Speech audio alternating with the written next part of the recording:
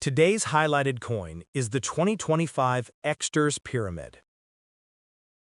Decoding Exter's Pyramid, Understanding Risk and Liquidity in Finance.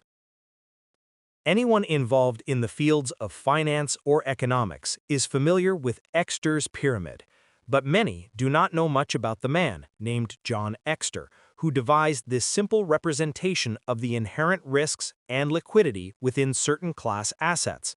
Interestingly, Mr. Exter's birthplace, parents, and early life seems to be shrouded in mystery, as there is little to nothing about his life prior to his attending college.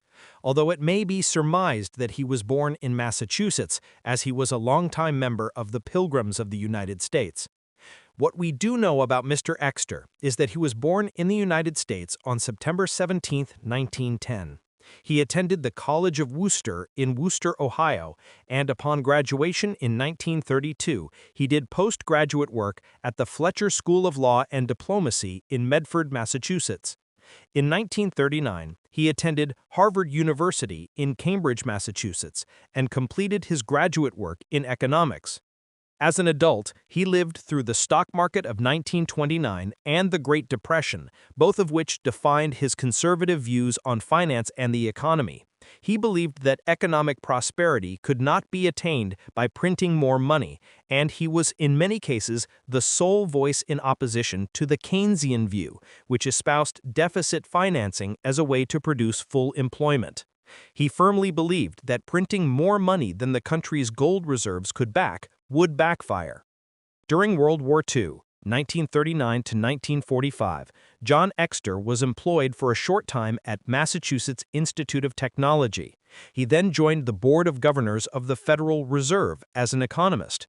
As he witnessed the credit-driven expansion that arose after World War II, Exter created his inverted pyramid in order to visually show how best to manage financial risks, including the liquidity or illiquidity of most asset classes. This illustration shows the highest liquidity and least risky assets at the bottom of the pyramid, which are gold and silver. Mr. Exter placed the least liquid and riskiest assets at the top of the inverted pyramid, asserting they include anyone or anything that can't pay the debt.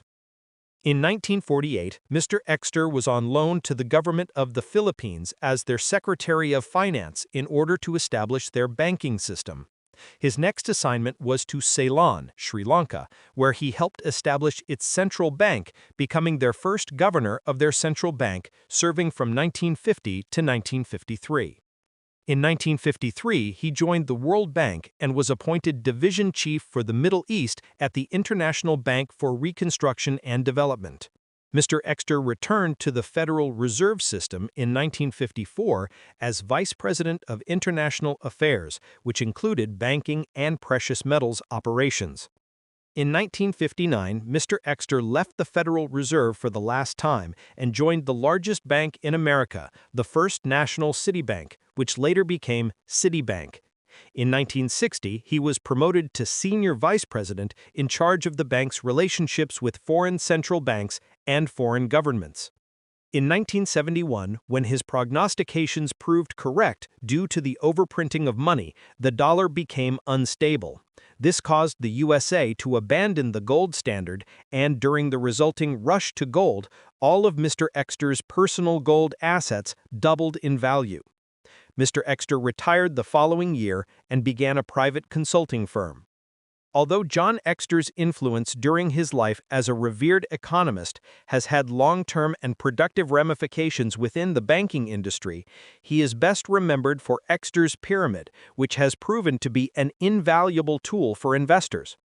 He and his wife Marion had 4 children, and Mr. Exter died on February 28, 2006, at the age of 95. Chris issues 2 new proofs each week, which are available for a limited time.